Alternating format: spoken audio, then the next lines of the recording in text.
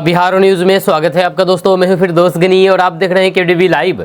दोस्तों आज हो चुका है सोमवार 9 जून 2025। तो आज की पूरे बिहार की टॉप न्यूज लेकर आए हैं आपके लिए। वीडियो शुरू करने से पहले आपसे रिक्वेस्ट है कि अगर आप पहली बार इस चैनल पर आए हैं तो चैनल को सब्सक्राइब करके बेल आइकन को प्रेस कर दीजिए और साथ ही साथ वीडियो को लाइक कर दीजिए, अपने दोस्तों के साथ शेयर भी कीजिए। तो चलिए चलते हैं आज की खबरों की ओर। दोस्तों आज बिहार न्यूज की शुरुआत पूर्णिया से करते हैं, सीमांचल इलाके से करते हैं, क्योंकि पूर्णिया में फर्जी पुलिस नहीं बल्कि फर्जी पूरे पुलिस थाने का खुलासा हुआ है। यहाँ पर नौकरी का झांसा देकर के युवाओं को ठगी कराया जाता था और वर्दी पहना करके छापेमारी कराया जाता था। पूर्णिया में यह मामला सामने आया है। जी हाँ, बिहार के पूर्णिया में एक हैरान कर देने वाला मामला सामने आया है। पूर्णिया जिले में युवाओं को फर्जी नौकरी का झांसा देकर के उनसे पैसे ठगी किए गए। इतना ही नहीं, उन्हें पुलिस की वर्दी पहना करके वाहनों की चेकिंग, चालान काटने और शराब पकड़ने जैसे काम भी कराए गए। इस फर्जीवाड़े का भंडाफोड़ तब हुआ जब ठगी के शिकार युवा राहुल कुमार शाह नामक व्यक्ति के घर अपने पैसे मांगने पहुंचे। राहुल मौके से फरार हो गया, जिसके बाद पूरे मामले का खुलासा हुआ। आपको बता दें कि पूर्णिया के कस्बा थाना क्षेत्र के नेमाटोल निवासी राहुल कुमार शाह ने खुद को ग्राम रक्षा दल और फिर दलपति भर्ती अधिकारी बताकर के 300 से अधिक युवक युवतियों से 10 से 15 हजार रुपए तक की वसूली की। जब राहुल ने युवाओं को खाकी वर्दी, लाठी और फिर फर्जी पहचान पत्र देकर के उन्हें सरकारी नौकरी पर तैनात कर दिया गया। उन्हें बताया गया है कि उनकी मासिक तनख्वाह 22,000 रुपए होगी। आरोपियों ने एक स्कूल में फर्जी पुलिस चौकी बना रखी थी ताकि किसी को शक ना हो। युवाओं को 2 महीने तक फर्जी गश्ती कराई गई, जब उनसे ग्रामीण क्षेत्र में वाहनों की यानी कि गाड़ियों की जांच और शराब पकड़ने जैसे काम कराए गए। इसके बदले उनसे नकली चालान की रसीद कटवा करके वसूली भी कराई जाती थी। जहाँ वसूली के बारे में पीड़ितों ने बताया है कि अगर एक वाहन से 1,000 रुपये वसूली किए जाते थे तो फर्जी जवान को 200 रुपये मिलते थे, जबकि 800 रुपये राहुल कुमार शाह रखते थे। दोस्तों लालू प्रसाद यादव ने एनडीए सरकार पर जम करके हमला बोला है। आपको बता दूं कि लालू प्रसाद यादव ने बिहार की एनडीए सरकार पर निशाना साधा है। लालू यादव ने लिखा कि बिहार में अपराधी बेलगाम है, सरकार को आम जनता की कोई भी सुध नहीं है। लालू प्रसाद यादव ने कहा कि देश में रिकॉर्ड तोड़ महंगाई है, गरीबी, बेरोजगारी, पलायन है और भ्रष्टाचार से बिहार समेत पूरे देश के लोग परेशान हैं। बिहार में काम के नाम पर दिखावा हो रहे हैं। जब राजद सुप्रीमो लालू प्रसाद यादव ने लिखा है कि 20 वर्षों से सत्ता में बैठी एनडीए सरकार बिहार का बंटाधार कर रही है। लालू प्रसाद ने यह भी आरोप लगाया है कि जब तक बिहार में एनडीए सरकार रहेगी बिहार के लोगों का कल्याण नहीं हो सकता। जब डबल इंजन कहलाने वालों को केवल अपनी कुर्सी की चिंता है, आम जनता त्रस्त है और सत्ताधारी दल मस्त है। लालू प्रसाद यादव ने कहा है कि बिहार में विकास के नाम पर लूट हो रही है, दिखावा हो रहा है, जमीन पर आम लोगों के कल्याण के लिए कुछ भी नहीं हो रहा है। दोस्तों बिहार बदलाव यात्रा के तहत खगड़िया पहुंचे प्रशांत किशोर ने बड़ा हमला बोला है। एक जनसभा को संबोधित करने के बाद पत्रकारों से बातचीत करते हुए उन्होंने एक चिराग पासवान की आज आरा में दिए गए बयान पर प्रतिक्रिया देते हुए कहा कि जिसको जितने सीटों पर चुनाव लड़ने हैं वे लड़ें। जनसुराज बिहार की सभी 243 सीटों पर चुनाव लड़ने जा रही है और मुझे लगता है कि ये चुनाव से पहले गठबंधन में ज़्यादा से ज़्यादा सीटें पाने की पार्टियों की रणनीति है। जनता को इससे कोई भी मतलब नहीं है कि कौन सी पार्टी कितनी सीटों पर चुनाव लड़ेगी और न ही इसका बिहार के विकास से कोई लेना देना है। जब पार्टियों को बताना चाहिए कि बिहार में बच्चों को शिक्षा और फिर रोजगार कैसे मिल सके, इसके लिए उनका क्या विजन है। पार्टी और फिर उनके नेताओं को बताना चाहिए कि बिहार से पलायन कैसे रुकेगा, बिहार में भ्रष्टाचार कैसे खत्म होगा। प्रशांत किशोर ने कहा है कि मोदी जी भी नीतीश चाचा के लिए वोट मांगने आए तो मत दीजिए। प्रशांत किशोर ने जनसभा को संबोधित करते हुए पीएम मोदी और सीएम नीतीश कुमार पर हमला बोला। उन्होंने कहा है कि वोट बिहार के लोगों का है, इसलिए फैक्ट्री भी बिहार में लगनी चाहिए। जब उन्होंने लोगों से पूछा है कि फैक्ट्री गुजरात में लगनी चाहिए या बिहार में, तो लोगों ने एक स्वर में, एक आवाज में कहा है कि फैक्ट्री अब सूरत में नहीं बल्कि बिहार में लगनी चाहिए। प्रशांत किशोर ने जब लोगों से पूछा है कि क्या वे नीतीश कुमार को फिर से मुख्यमंत्री बनते देखना चाहते हैं या इस बार उन्हें बाय बाय करना चाहते हैं, तो सभा में मौजूद हजारों लोगों ने हाथ उठा करके कहा है कि इस बार नीतीश कुमार को बाय बाय कर देना चाहते हैं। दोस्तों, अगर आप गांव देहात में रहते हैं तो आपके लिए ये अच्छी खबर है। ये नीतीश सरकार ने एक अहम फैसला लिया है और अच्छा फैसला है। दरअसल गांव देहात में 649 नए पुल पुलिया का निर्माण होगा। इसके लिए प्रशासनिक स्वीकृति मिल गई है। इस पर 2,97,712 करोड़ रुपए खर्च होंगे। वहीं पर मुख्यमंत्री ग्रामीण सेतु योजना के अंतर्गत इसका निर्माण सभी जिलों में होना है, लेकिन पूर्वी चंपारण में इनकी संख्या सबसे ज़्यादा है। ये राज्य में यानी कि बिहार में पुल निर्माण के लिहाज से पूर्वी चंपारण सबसे अग्रणी जिला है। जब पूर्वी चंपारण में 54 पुलों का निर्माण होगा, जिसकी कुल लंबाई 1984 मीटर होगी। उन पर 2,574 लाख की लागत अनुमानित है। वहीं पर पटना में 14 पुलों का निर्माण प्रस्तावित है। आपको बता दूं कि पुलों के निर्माण का उद्देश्य किसानों को बाजार से जोड़ना, स्वास्थ्य और फिर शिक्षा सेवाओं तक आसान पहुंच सुनिश्चित करना और फिर ग्रामीण क्षेत्रों को उद्योग उन्मुखी बनाना है। इससे बिहार के सामाजिक और फिर आर्थिक विकास को मजबूती मिलेगी। दोस्तों, बिहार में भाजपा नेताओं को पुलिस ने दौरा करके पीटा है। दरअसल मामला दरभंगा का है। दरभंगा में एक बार फिर से तनाव का साया मंडरा उठा, जब हिंदू संगठनों और फिर बीजेपी के नेताओं ने उप महापौर नाजिया हसन के विवादित बयान के विरुद्ध एक मशाल जुलूस निकालने का प्रयास किया। ये प्रयास प्रशासन द्वारा बकरीद के कारण जुलूस की अनुमति न दिए जाने के बावजूद किया गया, जिसके परिणाम स्वरूप आयकर चौराहे पर अभूतपूर्व गहमागहमी और अंत में पुलिस द्वारा लाठीचार्ज की स्थिति उत्पन्न हुई। यह समूचे घटनाक्रम का मूल दरभंगा नगर निगम की उप महापौर नाजिया हसन की उस सोशल मीडिया पोस्ट में निहित है, जिनमें उन्होंने राष्ट्रीय स्वयंसेवक संघ यानी कि आरएसएस की तुलना पाकिस्तान से कर दी थी। इस टिप्पणी ने हिंदू संगठनों में गहरा रोष उत्पन्न कर दिया, जिसके बाद उनके विरुद्ध देशद्रोह का मुकदमा दर्ज करने की मांग प्रबल हो उठी। इसकी मांग को मुखर करने के लिए कल मशाल जुलूस का आह्वान किया गया था। जिला प्रशासन ने बकरीद को देखते हुए सद्भाव और फिर शांति बनाए रखने के लिए मशाल जुलूस की अनुमति नहीं दी थी। इसके बावजूद भी हिंदू संगठनों के कार्यकर्ता निर्धारित स्थल आयकर चौराहे पर जुटने लगे। स्थिति की गंभीरता को भांपते हुए भारी संख्या में पुलिस बल मौके पर तैनात हो गया और फिर उन्होंने जुलूस न निकालने का आग्रह किया। जो भीड़ बढ़ती गई और फिर प्रशासन के आग्रह को अनसुना किया जाने लगा, त्यों हिंदू संगठन के लोगों और फिर पुलिस प्रशासन के बीच गर्मागर्म बहस शुरू हो गई। मामला बिगड़ने लगा और फिर बिगड़ती स्थिति को नियंत्रण करने के लिए प्रशासन को अंत में लाठीचार्ज करना पड़ा और भाजपा नेताओं को दौरा करके पीटा गया। दोस्तों, भारत में कोरोना को लेकर के चिंताएं बढ़ने लगी है।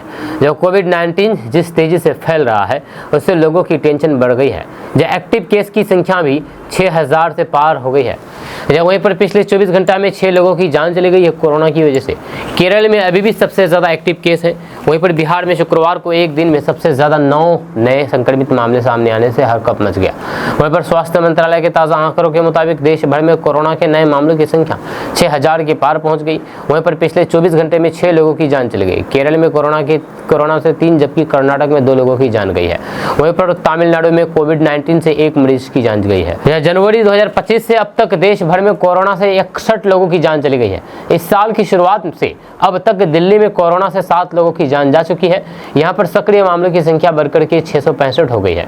पिछले 24 घंटे में राजधानी दिल्ली समेत कई राज्यों में मामले में बढ़ोतरी देखी गई है। दोस्तों, गर्मी की छुट्टी के बाद जैसे ही सरकारी स्कूल खुलेंगे, +2 स्कूलों में 12वीं कक्षा के छात्रों की त्रैमासिक परीक्षा शुरू हो जाएगी। इसको लेकर के बिहार विद्यालय परीक्षा समिति ने शेड्यूल जारी कर दिया है। जारी शेड्यूल के अनुसार ये परीक्षा 23 जून से 30 जून तक प्रतिदिन 2 पालियों में आयोजित की जाएगी। पहली पाली की परीक्षा सुबह 9:30 बजे से दोपहर 12:45 बजे तक होगी। वहीं पर दूसरी पाली की परीक्षा 2 बजे से शाम 5:15 तक होगी।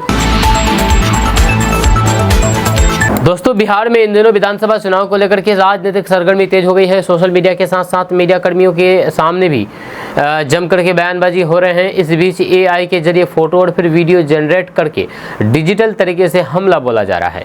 इस बीच हम बात करेंगे कांग्रेस की, जिसकी ओर से जोरदार हमला मुख्यमंत्री नीतीश कुमार पर किया गया। दरअसल बिहार प्रदेश यूथ कांग्रेस की ओर से सोशल मीडिया के जरिए एक पोस्ट शेयर किया गया। इस पोस्ट में मुख्यमंत्री नीतीश कुमार का मुकुट पहने हुए फोटो शेयर करके उन्हें राजा बताने की कोशिश की गई। इसके साथ ही करारा तंज कसते हुए लिखा कि पलायन का राजा नीतीश चाचा। इसके अलावा फोटो के जरिए भी मुख्यमंत्री नीतीश कुमार पर बिहार में पलायन को लेकर के तीखा तंज कसा गया। शेयर किए गए फोटो पर मुख्यमंत्री नीतीश कुमार की तस्वीर के साथ लिखा गया कि डबल इंजन सरकार प्रोडक्शन की प्रस्तुति, पलायन का राजा, एक राजा जो कुर्सी नहीं छोड़ता लेकिन युवाओं को राज्य छोड़ने पर मजबूर करता है। इस तरह से बड़ी बात बिहार प्रदेश यूथ कांग्रेस की ओर से मुख्यमंत्री नीतीश कुमार को लेकर के लिखी गई है। दोस्तों, बिहार के पर्यावरण मंत्री डॉक्टर सुनील कुमार ने पर्यटन को लेकर के बड़ा दावा किया है। भागलपुर में एक संवाददाता सम्मेलन में उन्होंने कहा कि बिहार पर्यटन की समीक्षा की गई है। इसमें पता चला है कि देश विदेश के टूरिस्ट गोवा से ज़्यादा बिहार आना पसंद कर रहे हैं। मंत्री ने कहा कि पर्यावरण संरक्षण को लेकर के पौधारोपण आवश्यक है ताकि जलवायु परिवर्तन के खतरे को कम किया जा सके। जी हाँ, पर्यावरण मंत्री ने बताया है कि 2004 में बिहार का वन क्षेत्र मात्र 7.62% था, जो अब बढ़कर के 15.5% हो गया है। इसे 2028 तक 17% तक ले जाने का लक्ष्य है। भागलपुर समेत पूरे बिहार में टूरिज्म की अपार संभावना है। उन्होंने बताया है कि पूरे देश में जब टूरिस्ट आगमन की समीक्षा की गई तो इस बार गोवा से भी ज़्यादा बिहार की राजगीर और गया में आगमन हुआ। बिहार सरकार लगातार कदम बढ़ा रही है, इंफ्रास्ट्रक्चर को डेवलप कर रही है। यहाँ सैलानियों की संख्या भी बढ़ी है। गोवा के बदले टूरिस्ट बिहार आ रहे हैं। दोस्तों, बिहार कांग्रेस के प्रभारी कृष्ण अल्लावरो ने महागठबंधन में एक बार फिर से ये कह करके घमासान मचा दिया है कि तेजस्वी यादव को महागठबंधन में कोऑर्डिनेशन कमेटी का सिर्फ अध्यक्ष बनाया गया है। वह महागठबंधन में के सीएम फेस नहीं है। जी हाँ, दरअसल राहुल गांधी के बिहार दौरे के बाद एक बार फिर से महागठबंधन में सीएम फेस को लेकर के घमासान शुरू हो गया है। बिहार कांग्रेस के प्रभारी कृष्ण अल्लावरो ने एक बार फिर से कहा कि तेजस्वी प्रसाद यादव महागठबंधन के सीएम फेस नहीं है, बल्कि उन्हें सिर्फ कोऑर्डिनेशन कमेटी का चेयरमैन बनाया गया है। कृष्ण अल्लावरो के बयान पर मीडिया के सवालों का जवाब देते हुए तेजस्वी यादव ने कहा कि किसी को इसके लिए परेशान होने की जरूरत नहीं है और न ही किसी को चिंता करने की कोई ज़रूरत है।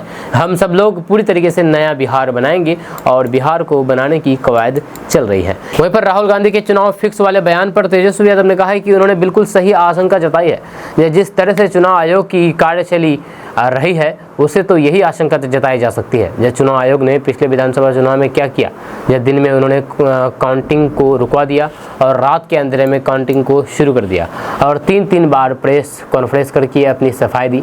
चुनाव आयोग भारतीय जनता पार्टी की सरकार की प्रकोष्ठ की तरह काम कर रही है, तो फिर सवाल उठना जायज़ है। दोस्तों, चिराग पासवान के एक्टिव होने से बिहार बीजेपी सतर्क हो गई है।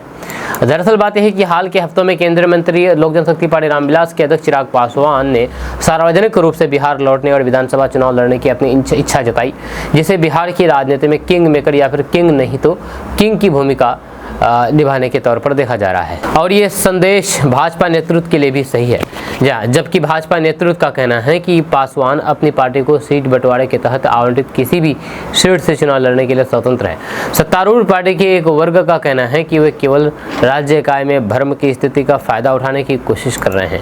वहीं पर नरेंद्र मोदी कैबिनेट में केंद्रीय खाद्य प्रसंस्करण उद्योग मंत्री चिराग पासवान ने हाल ही में कहा कि वे बिहार की राजनीति में वापस आने के लिए तैयार हैं, क्योंकि राज्य की यानी कि बिहार के विकास में योगदान देना हमेशा से उनकी प्रेरणा रही है। जहां उनकी पार्टी ने संकेत दिया है कि वे आरक्षित निर्वाचन क्षेत्र के बजाय सामान्य सीट से चुनाव लड़ सकते हैं। दोस्तों, बिहार विधानसभा चुनाव को लेकर के चिराग पासवान की अटकलबाजी दौर जारी है। यहाँ अटकलों और फिर कयासों का दौर खुद चिराग पासवान और उनकी पार्टी के नेताओं ने शुरू किया। मामला यह है कि चिराग पासवान बिहार में होने जा रहे विधानसभा चुनाव में मैदान में उतरेंगे। इन्हीं अटकलों के बीच चिराग पासवान आरा में रैली की। इस रैली में उन्होंने बड़ा ऐलान कर दिया है। आरा की रैली में चिराग पासवान ने कहा है कि इन दिनों लगातार ये सवाल पूछे जा रहे हैं कि क्या मैं बिहार विधानसभा चुनाव लड़ने जा रहा हूँ। मैं आज इस मामले में अपना फैसला बताने जा रहा हूं। चिराग पासवान ने कहा कि हाँ, मैं बिहार विधानसभा चुनाव लड़ने जा रहा हूं, लेकिन मैं किसी एक सीट से नहीं बल्कि बिहार के सभी 243 सीटों से चुनाव लड़ूंगा। मैं सभी सीटों से चुनाव लड़ करके बिहार फर्स्ट के अपने एजेंडे को जमीन पर उतारूंगा। वैसे 243 सीटों पर चुनाव लड़ने के ऐलान के बाद चिराग पासवान ने उसी सभा में तुरंत बात पलटी। उन्होंने कहा कि वे बिहार के लोगों की राय से फैसला लेते रहे हैं। 2020 के विधानसभा चुनाव में जनता ने अकेले चुनाव में उतरने को कहा था, इसलिए वे अकेले चुनाव लड़े। चिराग पासवान ने कहा है कि 2024 के लोकसभा चुनाव से पहले भी मैंने कहा था कि मेरा गठबंधन सिर्फ जनता से है, जनता की राय से ही वही एनडीए गठबंधन में शामिल हुए। चिराग पासवान ने कहा है कि वे इस बार भी जनता ही फैसला करेगी कि मैं विधानसभा चुनाव के मैदान में उतरूंगा या नहीं। या जनता जो फैसला करेगी उनका मैं पालन करूंगा। चिराग पासवान ने कहा है कि जनता के फैसले के सामने उनके लिए कोई पद या फिर कुर्सी मायने नहीं रखता। बिहार के लोग जो कहेंगे वे उसे पूरा करने के लिए सब छोड़ सकते हैं। दोस्तों, बिहार चुनाव को लेकर के तेजस्वी यादव काफ़ी एक्टिव हैं। इस बीच उन्होंने मीडिया से बातचीत करने के दौरान 2020 के बिहार चुनाव की याद दिलाई है। मीडिया से बातचीत करते हुए तेजस्वी यादव ने कहा है कि 2014 के बाद से जब से नरेंद्र मोदी प्रधानमंत्री बने हैं तब से जितनी भी संवैधानिक संस्थाएं हैं सबको हाईजैक कर लिया गया है। उन्होंने कहा है कि चुनाव आयोग इलेक्शन की घोषणा करता है, वे चुनाव की तारीखों की घोषणा करता है, लेकिन इससे पहले ही भाजपा के IT सेल को चुनाव की तारीख की जानकारी हो जाती है। तेजस्वी यादव ने कहा है कि सभी बातों पर हमारी नज़रें हैं, लेकिन इसमें संवैधानिक संस्थानों को ईमानदारी से चुनाव करना चाहिए। या अगर संवैधानिक संस्थाएं बर्बाद हो जाएगी तो फिर लोगों को न्याय कैसे मिलेगा। दोस्तों, बिहार में इसी साल विधानसभा चुनाव होने वाला है। इसी को लेकर के सभी दलों ने तैयारियां शुरू कर दी है। इस बार चुनाव में एनडीए और महागठबंधन के अलावा प्रशांत किशोर भी मैदान में है। प्रशांत किशोर लगातार पूरे बिहार में यात्रा करते हुए अपने पक्ष में माहौल बनाने में लगे हुए हैं। इस बीच जेडीयू के विधान पार्षद संजय सिंह ने दावा करते हुए प्रशांत किशोर पर बड़ा आरोप लगाया है। संजय सिंह ने प्रेस कॉन्फ्रेंस करते हुए कहा कि प्रशांत किशोर ने नीतीश कुमार से डिप्टी सीएम का पद मांगा था, पद नहीं मिलने की वजह से पार्टी छोड़ दी थी। वहीं पर इस बयान के बाद बिहार की राजनीति में हरकत मच गया है। जेडीयू के विधान पार्षद संजय सिंह ने प्रशांत किशोर के बयान पर प्रतिक्रिया देते हुए कहा कि जनसुराज के संस्थापक प्रशांत किशोर एक शुद्ध व्यापारी है। जब वे यहाँ लोगों को ठगने आए हैं, वंशवाद की बात करते हैं, लेकिन उन्होंने जिस उदय सिंह को अपनी पार्टी का राष्ट्रीय अध्यक्ष बनाया है वो भी एक राजनीतिक परिवार से आते हैं। वहीं पर संजय सिंह ने आगे कहा है कि मुख्यमंत्री नीतीश कुमार ने उन्हें बहुत सम्मान दिया और अब वे कहते हैं कि 2015 में नीतीश कुमार की जीत उन्हीं की वजह से हुई थी, तो फिर 2005 से 2015 तक कहाँ थे। 2017 में ये उत्तर प्रदेश गए, कांग्रेस के लिए काम किया, कांग्रेस को 114 सीटें मिली और ये खुद केवल 7 सीटें जीत पाए। दोस्तों, आरजेडी सुप्रीमो लालू प्रसाद यादव के बड़े बेटे तेज प्रताप यादव इन दिनों सुर्खियों में है। लालू यादव ने अपने बेटे तेज प्रताप यादव को पार्टी और परिवार से 6 सालों के लिए निकाल दिया है, जिसके बाद से ही राजनीति गर्मा गई है। दरअसल ये कार्रवाई लालू प्रसाद यादव ने तेज प्रताप यादव और अनुष्का यादव के तस्वीर वायरल होने के बाद की है। जहाँ वहीं पर अब मामले में लगातार अनुष्का यादव के भाई आकाश यादव बयान दे रहे हैं। आकाश यादव ने पहले भी कहा था कि लालू परिवार तेज प्रताप यादव के साथ बुरा व्यवहार कर रहा है। वहीं पर एक बार फिर से आकाश यादव ने बड़ा बयान दिया है। आकाश यादव ने कहा कि बिहार की राजनीति में सबसे ज़्यादा पीड़ित आकाश यादव है, जहाँ हमको और फिर हमारे परिवार को सबसे ज़्यादा गाली दिया जा रहा है। वहीं पर तेजस्वी यादव पर आरोप लगाते हुए कहा कि तेजस्वी यादव ने अपने बड़े भाई तेज प्रताप यादव को आरजेडी से निकलवा दिया, तो फिर मेरे जैसे गरीब आदमी को पशुपति पारस की पार्टी से निकलवा देने का काम भी तेजस्वी यादव नहीं किया है। उन्होंने आगे कहा कि आज जो भीड़ उमरी है वह तेजस्वी यादव को इस बात का जवाब है कि आप तेज प्रताप और आकाश यादव को पार्टी से निकलवा सकते हैं, लेकिन जनता के दिल से नहीं निकलवा सकते।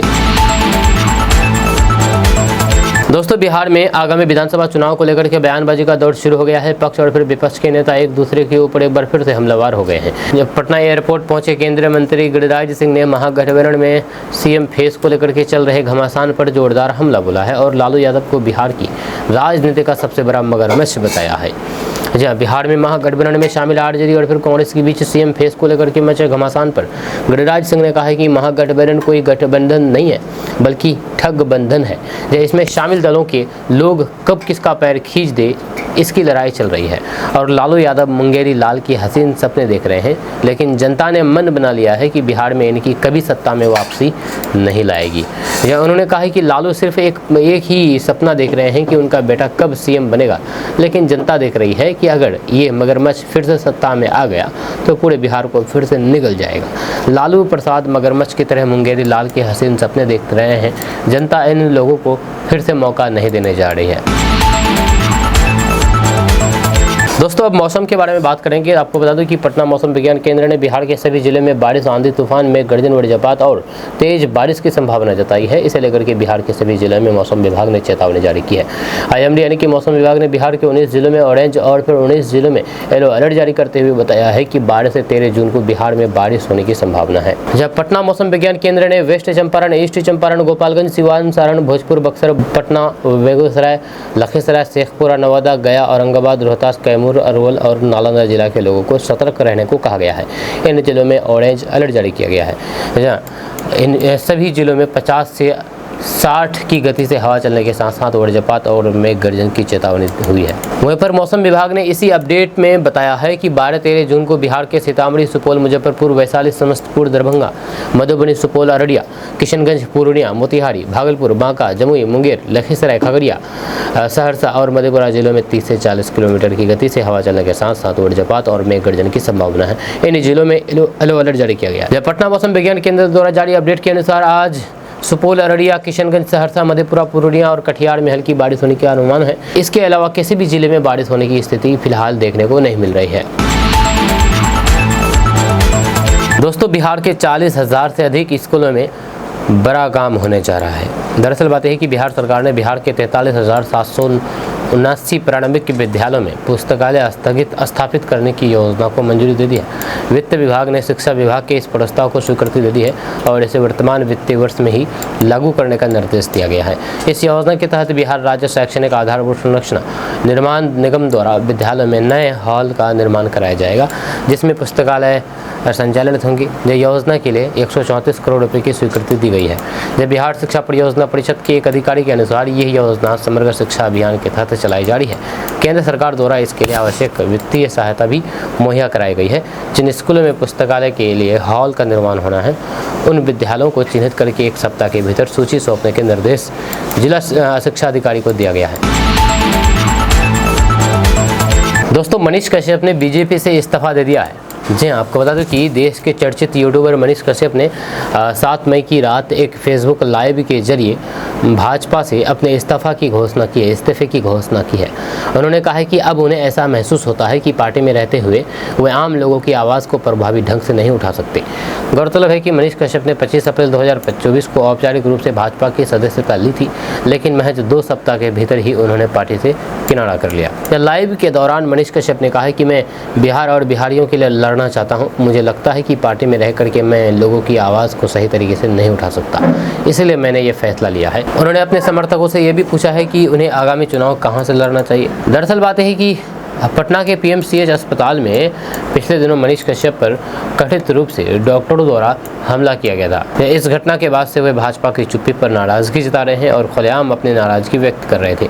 जब वहीं पर अब उन्होंने पार्टी छोड़ने का फैसला किया है। उन्होंने ये भी कहा कि अब वे अन्य माध्यमों और फिर तरीके से अपनी आवाज़ उठाते रहेंगे। उन्होंने आगामी विधानसभा चुनाव लड़ने के संकेत भी दिए, हालांकि उन्होंने अभी तक स्पष्ट तौर पर कुछ नहीं कहा है। मनीष कश्यप का भाजपा से अचानक अलग होना बिहार की सियासत में एक नया मोड़ ला सकता है, खास करके ऐसे वक्त में जब 2025 का विधानसभा चुनाव नज़दीक है। जहाँ अब सभी की नज़र इस बात पर टिकी हुई है कि वे अगला राजनीतिक कदम क्या उठाते हैं। क्या वे बतौर निर्दलीय चुनाव लड़ेंगे या फिर किसी अन्य दल का दामन थामेंगे। फिलहाल उन्होंने किसी भी पार्टी में शामिल होने की पुष्टि तो नहीं की है, लेकिन चर्चाएं जोरों पर है कि वे प्रशांत किशोर की पार्टी जनसुराज में शामिल हो सकते हैं। जब बीते दिनों उनकी जनसुराज के कई वरिष्ठ नेताओं से मुलाकात भी हो चुकी है, जिसने इन अटकलों को और बल दिया है। दोस्तों शिक्षा विभाग के अपर मुख्य सचिव डॉक्टर एस सिद्धार्थ ने शिक्षकों को साफ चेतावनी दी है। उन्होंने कहा है कि जो शिक्षक बच्चों को पढ़ाएंगे नहीं, स्कूल में गप लड़ाएंगे, उन्हें बॉर्डर इलाके के जिलों में भेज देंगे। जब पटना के एक सरकारी अस्पताल में शिक्षकों द्वारा बच्चों को नहीं पढ़ाने की शिकायत मिलने के बाद शिक्षा विभाग के अपर मुख्य सचिव गुस्से से लाल हो गए। इसके बाद स्पष्ट कर दिया है कि ये लापरवाही बर्दाश्त नहीं करेंगे। जहाँ दरअसल पटना की एक महिला नीता गुप्ता ने आहत होकर के मैसेज शिक्षा विभाग के अपर मुख्य सचिव सिद्धार्थ को भेजी थी। उन्होंने मैसेज में लिखा कि मैं बहुत आहत हूँ कि विद्यालय में पठन पाठन का कार्य नहीं होता है। जब बच्चे शिक्षक के आने का इंतजार करते रहते हैं, मेरा बच्चा आकर के कहता है कि माँ मुझे भी निजी स्कूल में नामांकन करा दो। स्कूल के शिक्षक सिर्फ गप हाँकते हैं, क्लास नहीं लेते हैं। आप अपने लेवल पर पठन पाठन की जाँच करें। महिला की शिकायत पर ACS सिद्धार्थ एक्शन लिए हैं। दोस्तों, बिहार की राजनीति में इन दिनों चिराग पासवान की सक्रियता ने नया सियासी ताप पैदा कर दिया है।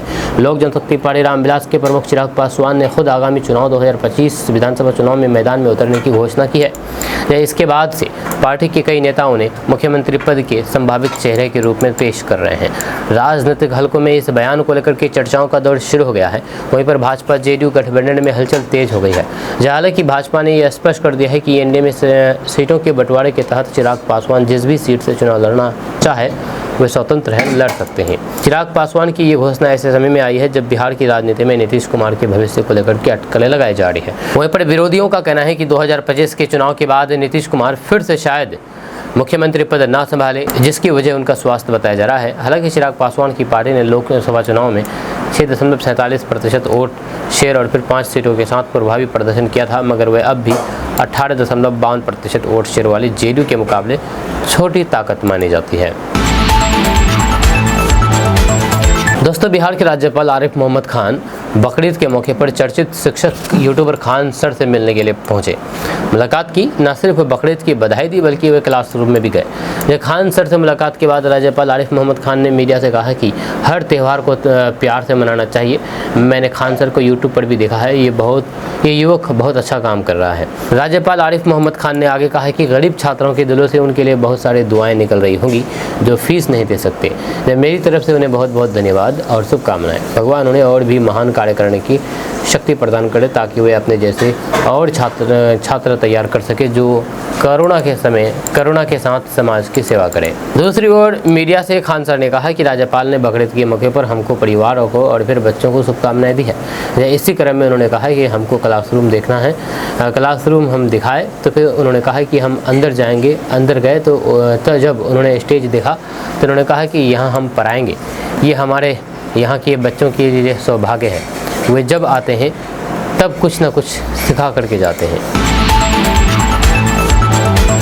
दोस्तों, बिहार के 1 लाख से भी ज़्यादा लोगों के बैंक खाते में कुल 1011 करोड़ रुपए इसी महीने आने वाले हैं। दरअसल प्रधानमंत्री नरेंद्र मोदी ये राशि लाभार्थी के खाते में ट्रांसफ़र करेंगे। प्रधानमंत्री शहरी आवास योजना के तहत पहले किस्त के रूप में ये राशि राज्य के लाभार्थियों को दी जाएगी। इन लाभुकों के आवेदनों के सत्यापन के बाद इसकी स्वीकृति मिल गई है। जब पीएम मोदी की 20 जून को सीवान में जनसभा प्रस्तावित है। नगर विकास विभाग के सूत्रों के अनुसार पीएम नरेंद्र मोदी सीवान से राज्य भर के 1 लाख से ज़्यादा पीएम आवास शहरी के लाभुकों के खाते में पहली किस्त की राशि भेजेंगे। ये राशि डायरेक्ट बेनिफिट ट्रांसफर यानी कि डीबीटी के जरिए लाभार्थियों के खाते में सीधे भेजी जाएगी। दोस्तों, अपने बयानों के चलते चर्चा में रहने वाले आईएएस अधिकारी नियाज खान एक बार फिर से सुर्खियों में हैं। बकरीद से ठीक पहले उन्होंने सोशल मीडिया में पशु बलि के खिलाफ ऐसी पोस्ट की है जिसकी चर्चा हो रही है। इसके साथ ही उन्होंने पर्यावरण में जीव जंतुओं की रक्षा पर जोर दिया है। जब मध्य प्रदेश के कैडर के आईएएस अफसर नियाज खान ने अपने पोस्ट में लिखा है कि ये धरती केवल मनुष्य के लिए नहीं है, पेड़ पौधे जीव जंतु इन सब का भी अधिकार है, इन सब की रक्षा होनी चाहिए। उन्होंने पशुओं का खून बहाने को भी अनुचित करार देते हुए कहा कि ये कहीं से भी उचित नहीं है। पर्यावरण और जीव जंतुओं की रक्षा पर जोर देते हुए उन्होंने लिखा कि पेड़ पौधों और फिर जीवों का भी इस धरती पर उतना ही अधिकार है जितना मनुष्य का है। इससे पहले आईएएस नियाज खान ने एक और बड़ा बयान दिया था। उन्होंने अपने सोशल मीडिया प्लेटफॉर्म एक्स पर लिखा था कि भारत में सभी हिंदू थे, हिंदुओं को मुस्लिम बनाया गया। इस्लाम तो अरब देशों से आया है, इसलिए देश के मुसलमानों को पहले हिंदुओं को भाई मानना चाहिए और फिर अरब के देशों को मानना चाहिए। उन्होंने आगे लिखा है कि भले ही धर्म अलग अलग हो, लहू तो एक है। जैसे भी एक संस्कृति का हिस्सा रहे हैं। अगर जो मुस्लिम अरब के लोगों को आदर्श मानते हैं वे पूर्ण विचार करें। सर्वप्रथम हिंदुओं को अपना भाई माने, बाद में अरब को। दोस्तों, सड़क हादसे में तेजस्वी यादव बाल बाल बच गए हैं। जी आपको बता दूं कि बिहार के वैशाली में तेजस्वी यादव का काफिला का सड़क दुर्घटना हो गया, जिसमें 2 पुलिसकर्मी समेत 3 लोग घायल हो गए। जब पूरा मामला हाजीपुर मुजफ्फरपुर मुख्य मार्ग के गोरोल थाना क्षेत्र के गोड़िया पुल का है। यहाँ पर एक ट्रक ने तेजस्वी यादव के काफिले में चल रहे एक स्कॉट गाड़ी में जोरदार ठोकर मार दी, जिससे स्कॉट में सवार पुलिसकर्मी एवं ड्राइवर गंभीर रूप से घायल हो गए हैं। सभी घायलों को आनंद फरण में अस्पताल ले जाया गया, जहां पर डॉक्टरों के द्वारा घायल सभी का इलाज किया जा रहा है।